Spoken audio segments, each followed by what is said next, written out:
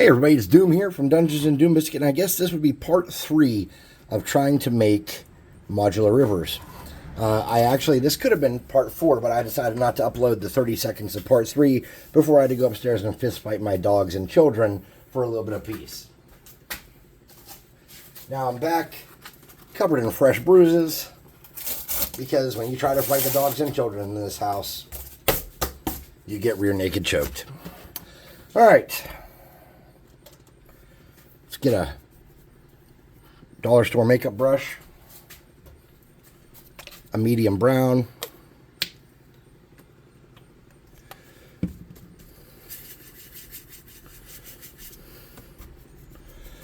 let's start creating some variation on our land masses.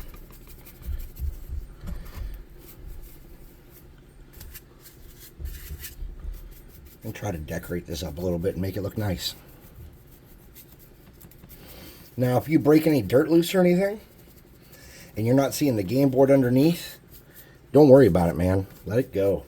That helps our cause. Okay? What we don't want is to see game board where the dirt is. But we do want any of those natural browns that existed. We don't want to hide that.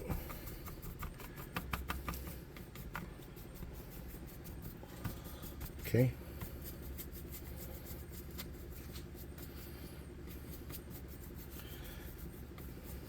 Like right there, I knocked some dirt loose. You can't see green. You can see that tannish color from the dirt and sand, and that's okay. That's not going to hurt our cause. Now I'm going to get a lighter color. And this lighter color is called Coffee Latte by Folk Art. I guess it's folk art, right? Right? Maybe. I don't know how to operate this paint. Is this dry? I don't think I use this very often. Oh, there we go. Okay, and get some of that, and we're going to mix it with that. There we go, something like that. Dragging it along. Don't really care how good we are at hitting everything. Yeah, yeah. Doesn't got to be perfect. Doesn't need to be close to perfect. Just got to be on there. Woo! All right. Now, I don't think we need to spend too much more attention on the dirt portion. I think this is going to look nice with a clear coat on it. It's going to have flock around it too, and that'll help our cause. I'm going to throw that in my thingy bob. I'm going to get a soft brush, something that I can use to paint a lot of surface, and I'm going to get a medium blue and a green. Oh, actually, I can just use a teal maybe. Yeah, I'm going to use this color called teal, and I'm going to try to paint a lot of the surface of the river, but not around the edges.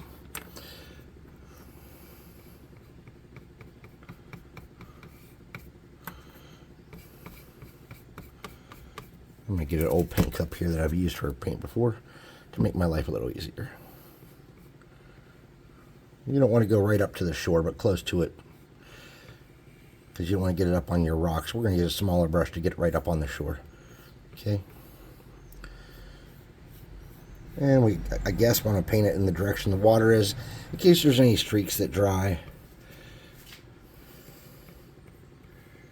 In that kind of way. La, la, la, la, la. Yeah, this color paid off, man. This is way better than trying to mix colors and reproduce it for both sides, for both parts of water. And if you have some brown showing through, I wouldn't sweat that. We're going to take this with a second coat anyways. But what you really don't want is like a giant wet pool, because if you go to speed this up using a magic item instead of natural time, any big pools will blow around and leave streaks and marks that you don't want for sure. Be mindful.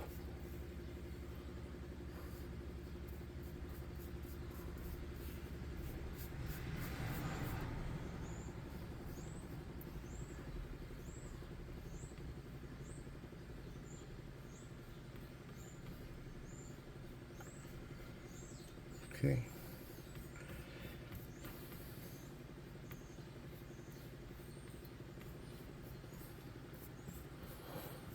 come back up here and hit this again.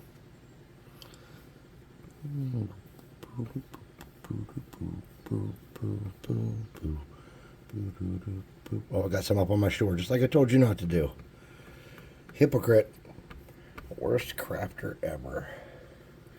What will we do? Oh no. I'm going to put that away. And I'm going to get out my magic +2 hot air gun burning.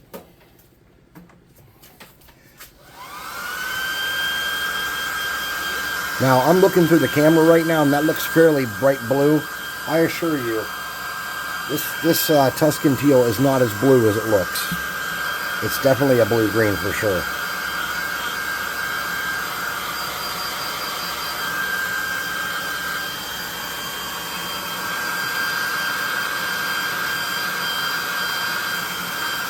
Alright, that's going to start drying. We don't want to cook that all the way, or all those little ridges of paint are going to be really big. So we're going to get a smaller brush that we can work with now, and we're going to get that Tuscan teal, and we're going to start hitting the edges of our water. And we're just going to drag that along and let it pull underneath where the rocks stick over. Just take your time, as much time as you want to.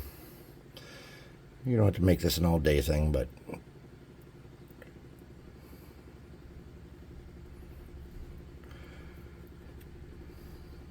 ooh, that's a lot of paint. Just take some of that off.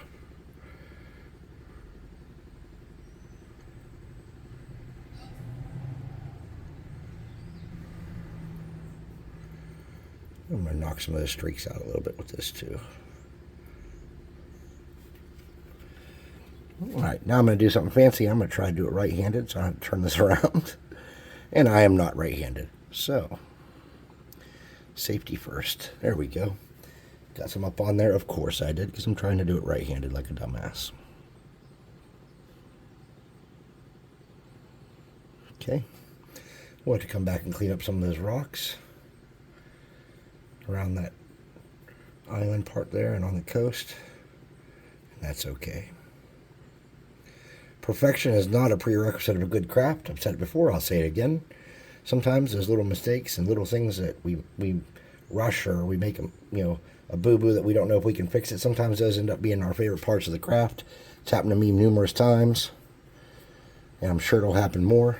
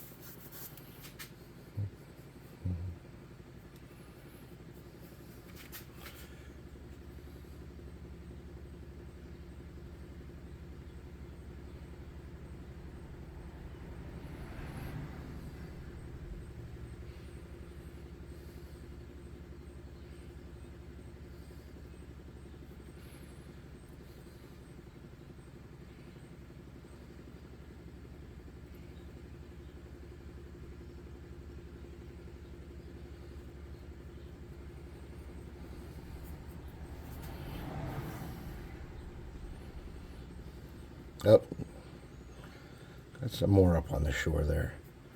Oh, well. Now, if there's a little bit of dirt that's down in the water, and you want to take the time to avoid that, you can.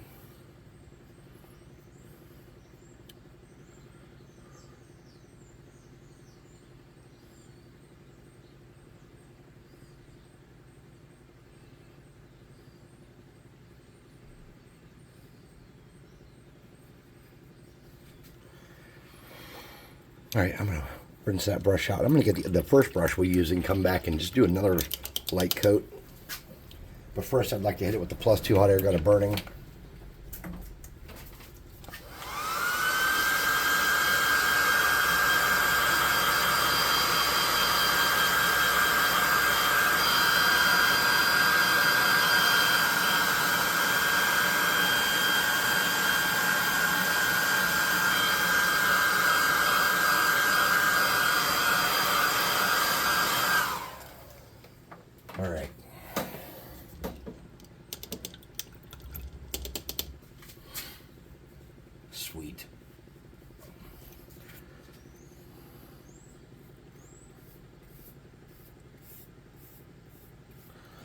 Now, since we didn't treat this game board in any way, as this soaks in, especially if your paint's a little bit wet, you might see some bowing. And that's too easy. Just flip it upside down and let it sit overnight or so. Or put you a book or something on there, and you'll be alright. But what you don't want to do is overact and try to bend it back by hand. You will likely not enjoy the results.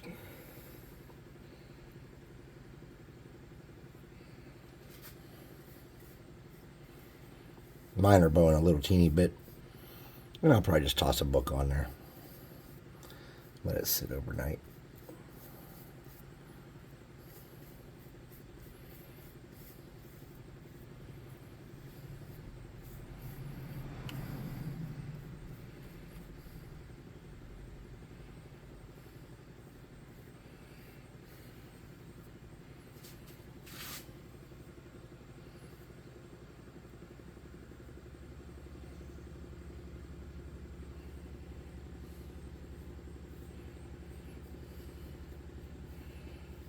Okay.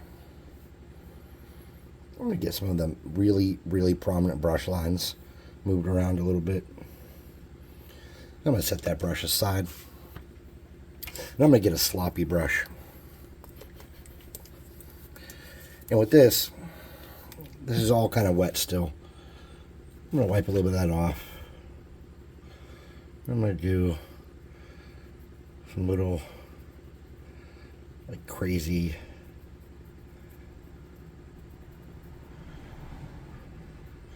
variations with darker and lighter bits of that. Okay.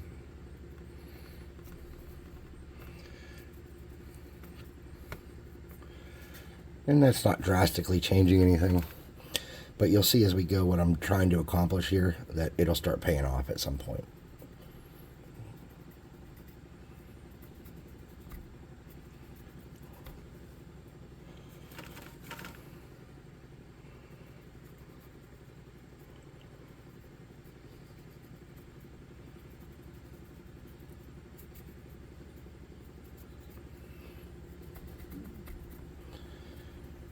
I'm going to walk away for just 1 second. I'll be right back.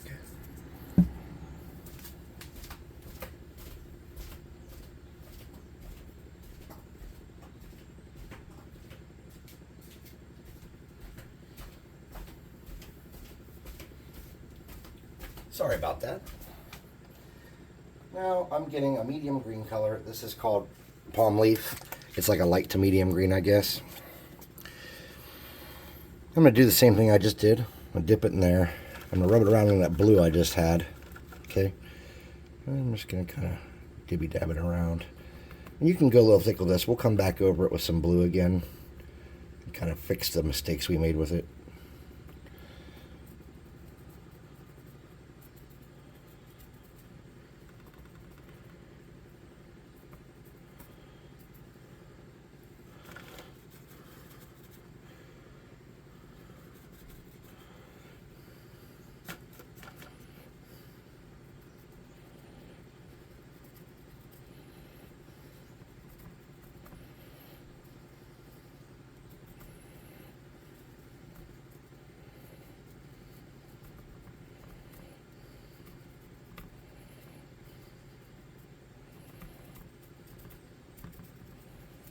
Okay.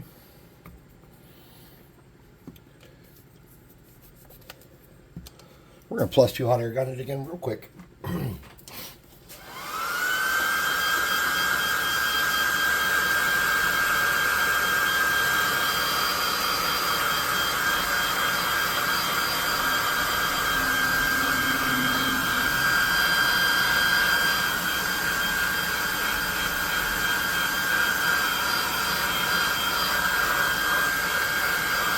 Okay. Now I'm going to get a lighter blue. When I say a lighter blue, this is tropical blue. And this doesn't really have any green to it, okay? This just is like a purest blue. I'm going to get that same little brush that I had. I'm going to get that same little bit of leftover green that's on the cardboard there. I'm going to do something with that. I'm just going to lighten that up. There we go. More blue on that. And then on spots where it's omega green, I come back over and do some dab work around that. Or it's just too green, you know. There'll be a couple spots where you're like, oh, that's more green than I wanted. I'm going to use this little color just to touch that up. I'm going to get into some of these places where it's a little bit too wet. Just a little bit too much of a smear of that softer dark blue green. I'm just going to use that and drag up and find any spots that look very plain until my brush is dry and just keep hitting that. Okay. And eventually I'll run out of paint. Get a little more of that. A little bit more of that. I'm just going to try to create some just little variations.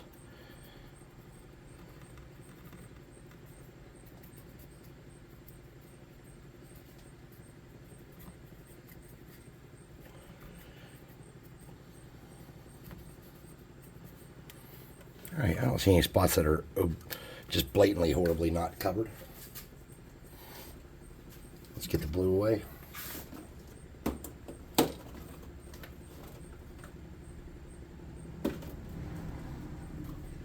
And we got a little more work to do here. We're going to hit it with the plus 200 gun real quick, and we're almost done here, believe it or not. You might not believe that, but we are. The Mod Podge is going to be the longest portion probably for me because I'm super terrible at my job or hobby. Job. Yeah.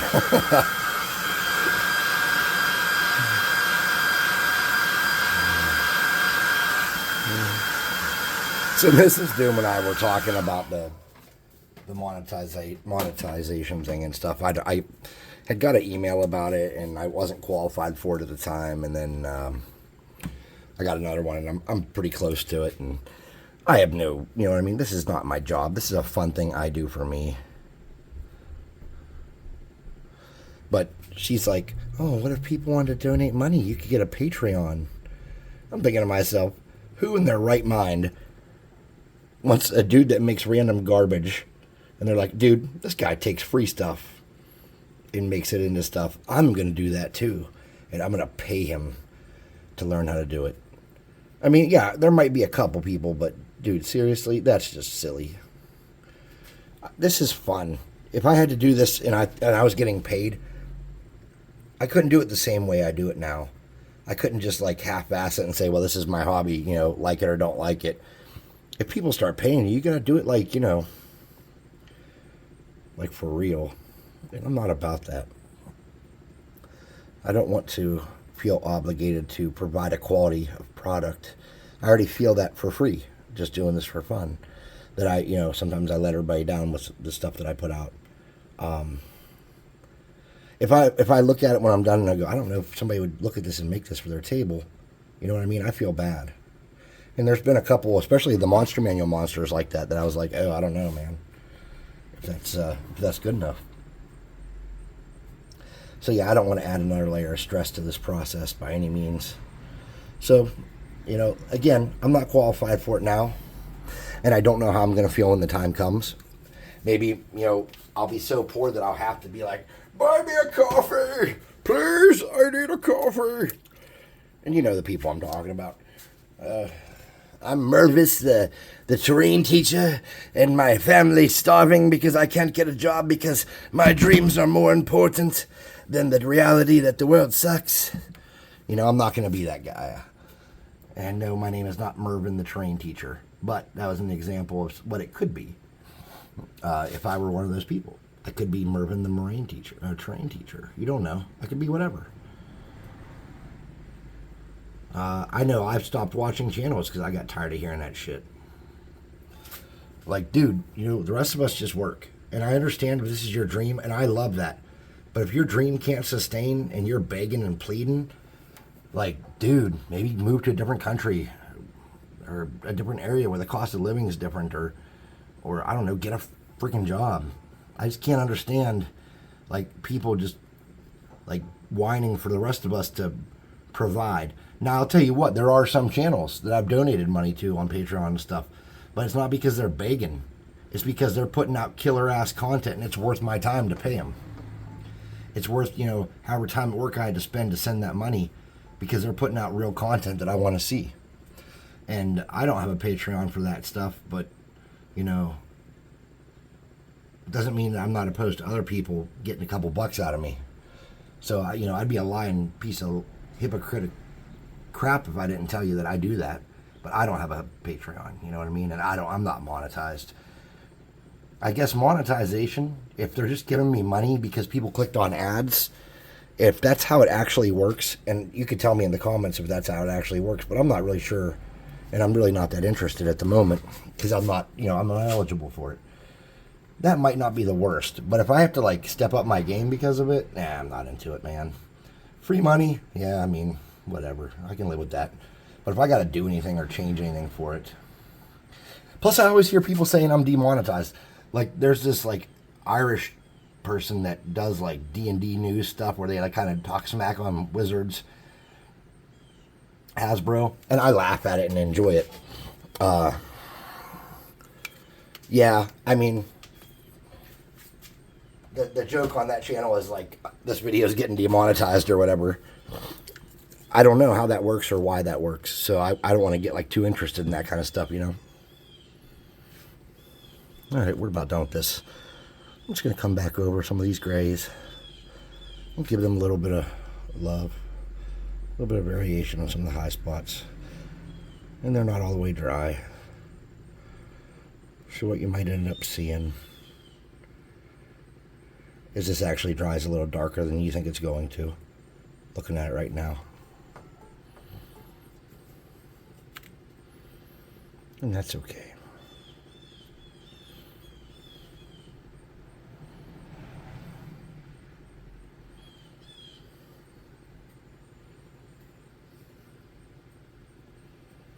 There are some other spots you'd like to hit where you didn't do anything before, but you want it to be a stone. You can just use the really dry leftover at the end and just kind of drag it around and change the color and make it look like a stone.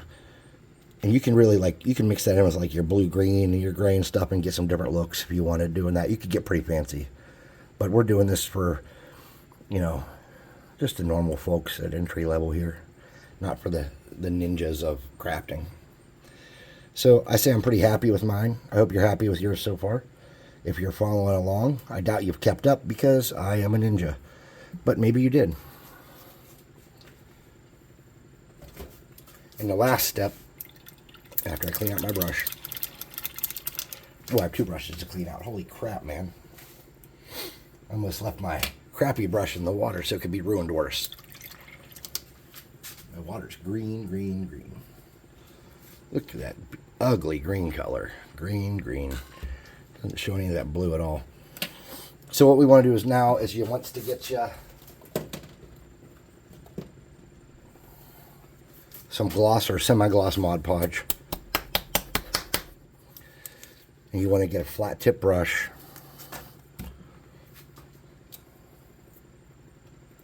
Something that's wide enough that you can get good coverage.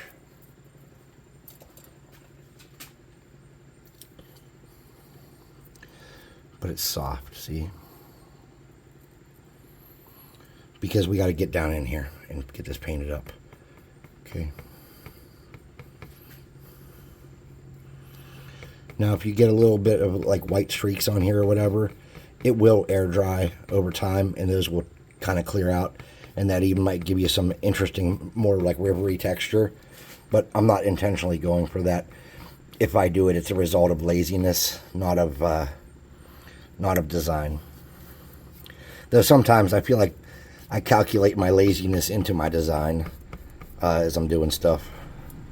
I'm like, well, I know I'll do this, and then that will suck, and then it'll do this in the end. And that does happen. Not every time. Sometimes I have these visions of grandeur, or whatever, disillusions or whatever, grandeur, where I'm like, this is going to be killer. It's going to be the best craft ever. And then I do it, and I'm like, hell. Fortunately, most of my crafts start off with me going, I'm not sure how this is going to turn out. And that's why whoever said in the comments, early on the channel, F it, let's make something. Yeah, that's kind of my bag. F it, let's make something is what I kind of do. And for those of you that are professional crafters, spend your days whinging on YouTube and Discord and Facebook about how unfair life is. I understand. It's unfair. It's so tough.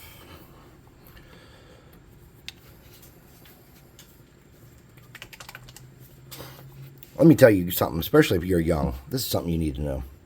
It is no one's responsibility to make your dreams come true but yours. And if you can find someone to share your life with, whether it be a man or a woman or a dog or whatever the hell you find, someone that supports you unconditionally and has your back, then you can make it both your dreams, then you do that. But otherwise, just assume you're in this alone and that you're the one that's going to put in the work to get the results you want. Don't think that your bosses, and this isn't always true, but the 99% of the time, don't think that your bosses or coworkers have your best interest in heart. Because I'll tell you what, I've had people over the years that I thought had my back, and the minute they could get one up on me by doing something to make me look bad or lying about me, they've done it. And then, when I was younger and meaner, it wasn't as frequent. But I'll tell you what, after I started mellowing out into my mid-30s, and people weren't kind of afraid of me, I saw that more. Once that fear subsided and people were like, oh, he really won't hurt anybody. Because I really wasn't going to hurt anybody. It's just people would say I would. But I'll tell you what, man.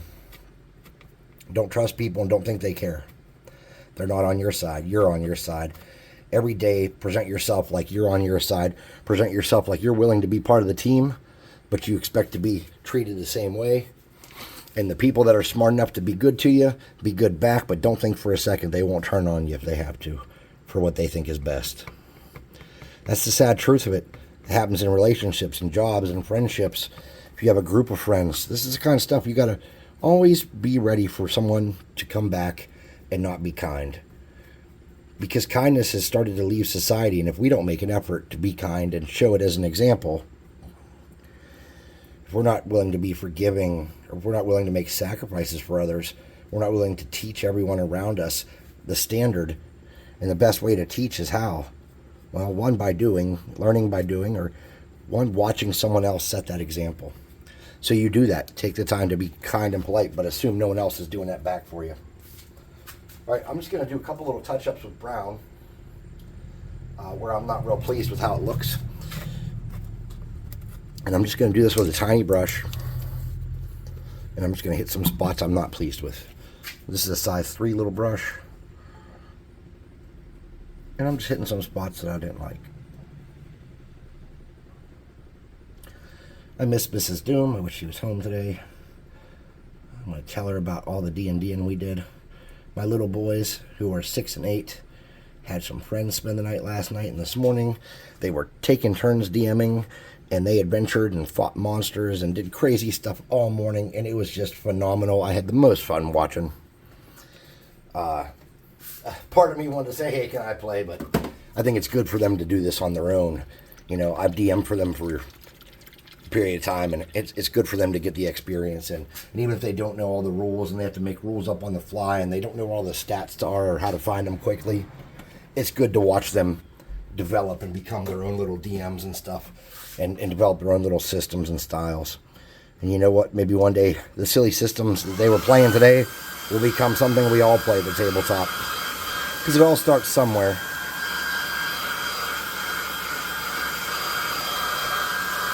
All right, we're just about done here, which is good because we're coming up on 30 minutes, which is our limit. We don't want to go too much over 30 because then we look like we're trying to keep everybody hostage. So let's get our paper here. Let's get some clear glue. Now listen, people, this is important. Hold on, I got a little bit of glue condom there. There we go. You have to clear coat this with a clear spray enamel or something afterwards, okay? You can't do this part and then ignore that, okay? Get your glue, make sure it's not super thick, make sure it's in grooves. Paint it along where you want your flock to go. Get your flock on there. You don't always have to press the flock down, but if you see that your flock's not dry enough and it's not catching nice, that's when you do it. You press it down a little bit, okay? Then you let it fully dry before you clear coat it, and it will stay. I see people like spraying PVA in a spray bottle and stuff. so, to make it sturdy. You don't have to do that. Listen to me. I've been doing this for at least, well, what am I, 45? I've been doing a lot of this train stuff for at least 25 years, maybe about 28 years probably, I guess. And super glue and clear glue with clear coat. Super glue is like a permanent forever kind of deal no matter what. And clear glue, fully dried with a clear coat of enamel over it. You don't even need enamel. You can get ×2 matte clear coat from I had to look and see what the brand is because I can't think of it off the top of my head. What is that? Rust-Oleum. It's a little pricier, but it's worth it.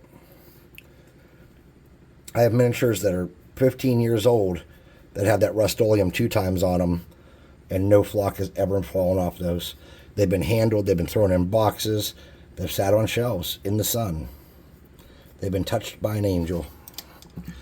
Okay, we're done here. So one more thing before I start sprinkling green, homies. Here's what I need from you. I need you to tell me where I put my flock.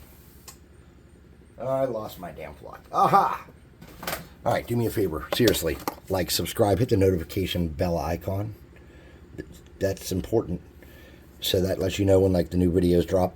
And you hear this from everybody you watch. I know you do. And these call to actions are annoying, and I know they are. But it's important. So subscribe, comment, share, call to action stuff, guys. And hey, if you want to support the channel, I don't take donations. I don't have a Patreon. I don't have, I have no way to give donations. But what I do have is we sell miniatures on dungeonswag.com, and they're high quality miniatures, and they are at a good price. They're at a reasonable price that most of us can throw down to get a box of miniatures mailed to the front door every month. And it gives you, they're really detailed, high quality miniatures. They're flexible and sturdy, and they're great for painting. They're high detail, so if you are a really advanced painter, you can do a lot with them. If you're a painter who's learning, you have lots of opportunities to figure stuff out, okay? I paint some of them on the channel sometimes, and if people ask me to paint them more, I will paint them more. But there's our modular river, and as it won't be that shiny as it dries all the way. But that's part one of the modular river, and here's the other one. But yeah, our miniatures, they're top notch. I promise you that. I love them. They're really good. I have one sitting over here. This is like a tiefling kind of warlock. And I just spray painted him black and dry brushed him with a white to see detail and stuff. And I've been meaning to paint him. He is sturdy. Look at that sword. I can bend it all over the place. It's not breaking. Same thing with the horns, with the tail. High quality, sturdy, and flexible so they won't snap like a lot of resin products you buy. Even like the cheap resin I use to print stuff at the house here is the same thing. I would print something like this in a 28 millimeter, and this would just shatter right off while I was taking the supports off. We sell good stuff. Please buy it from us instead of somebody else. Don't buy it from a big corporation. Buy it from some dudes in their garage trying to make D&D accessible to everyone, okay? So I'll see you next time. I don't know what I'm doing next time. I know I have to do Giant Owl when I go back to the monster manual, but the last several comments have been like, hey, we like custom creatures and terrain. So it's like, okay, I'll try to do what everybody asks. And then if nobody says anything, then I'll start back in the monster manual immediately because, it's like the go-to thing I've been doing for months. So see you next time, and thank you.